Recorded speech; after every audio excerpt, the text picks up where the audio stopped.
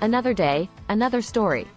From November 15 until December 21, 1864, Union General William T. Sherman led some 60,000 soldiers on a 285-mile march from Atlanta to Savannah, Georgia. The purpose of Sherman's march to the sea was to frighten Georgia's civilian population into abandoning the Confederate cause. Welcome to Tabot Eminent Channel. Sherman's soldiers did not destroy any of the towns in their path, but they stole food and livestock and burned the houses and barns of people who tried to fight back. The Yankees were not only fighting hostile armies, but a hostile people, Sherman explained. As a result, they needed to make old and young, rich and poor, feel the hard hand of war. General Sherman's troops captured Atlanta on September 2, 1864. This was an important triumph, because Atlanta was a railroad hub and the industrial center of the Confederacy. It had munitions factories, foundries and warehouses that kept the Confederate Army supplied with food, weapons and other goods. It stood between the Union Army and two of its most prized targets, the Gulf of Mexico to the west and Charleston to the east.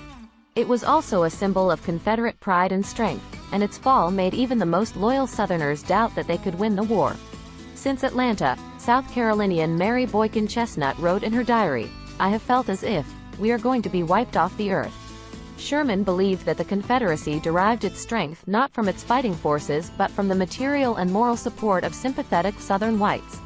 Factories, farms and railroads provided Confederate troops with the things they needed, he reasoned, and if he could destroy those things, the Confederate war effort would collapse. Meanwhile, his troops could undermine Southern morale by making life so unpleasant for Georgia's civilians that they would demand an end to the war.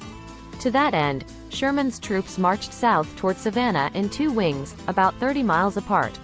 On November 22, 3,500 Confederate cavalry started a skirmish with the Union soldiers at Griswoldville, but that ended so badly 650 Confederate soldiers were killed or wounded, compared to 62 Yankee casualties that Southern troops initiated no more battles. Instead, they fled south ahead of Sherman's troops, wreaking their own havoc as they went. They wrecked bridges, chopped down trees and burned barns filled with provisions before the Union Army could reach them. The Union soldiers were just as unsparing.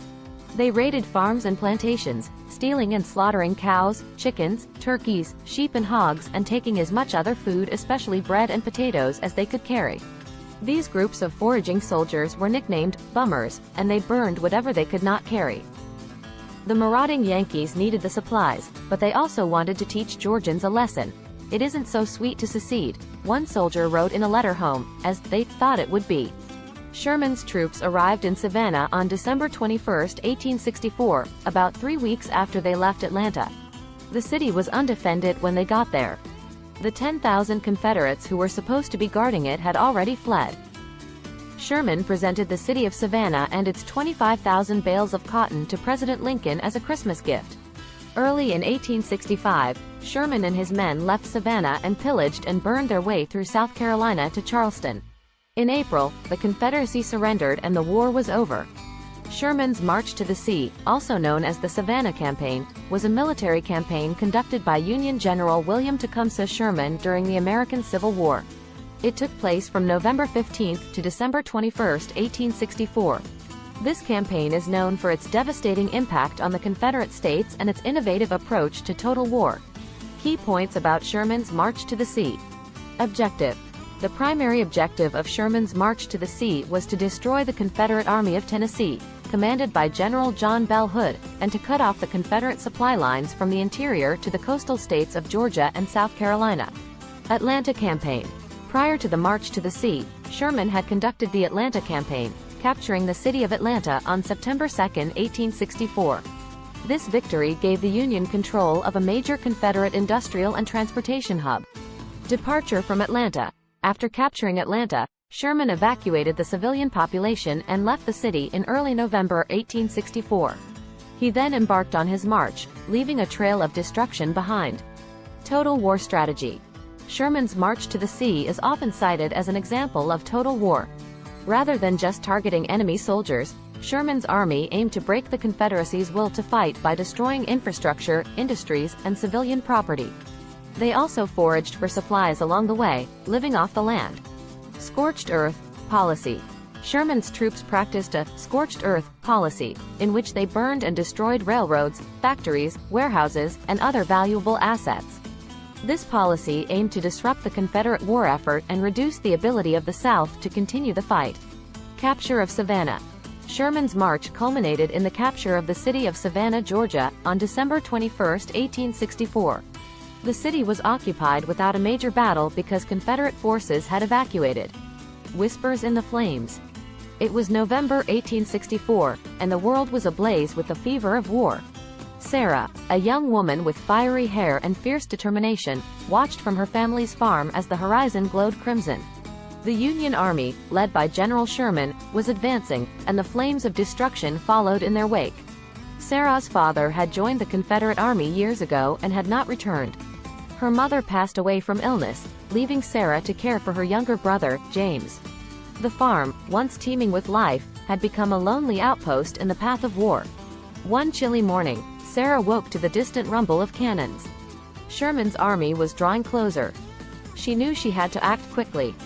Sarah packed a small bag with essentials and looked into James's eyes, filled with fear and uncertainty.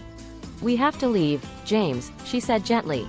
"The Union Army is coming, and we can't stay here." They set off on foot, joining a stream of refugees fleeing the advancing Union forces. Along the way, they encountered other families, their homes reduced to ashes. The devastation was overwhelming. As they traveled, Sarah and James heard stories of Sherman's ruthless tactics, the scorched earth policy that left nothing but smoldering ruins. But they also heard whispers of something else, something unexpected. "People say Sherman's men are giving food to the hungry," a weary traveler said one evening by the campfire. "They call it hard war, but they're not all heartless."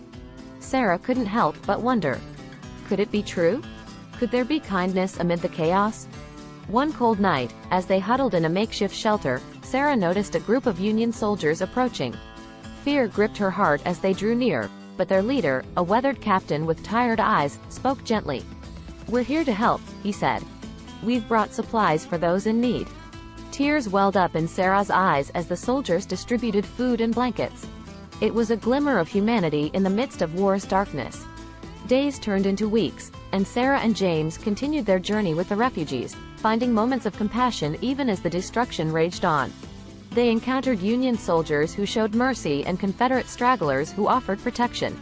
Finally, on a chilly December day, they reached Savannah, where General Sherman's forces had made their stand.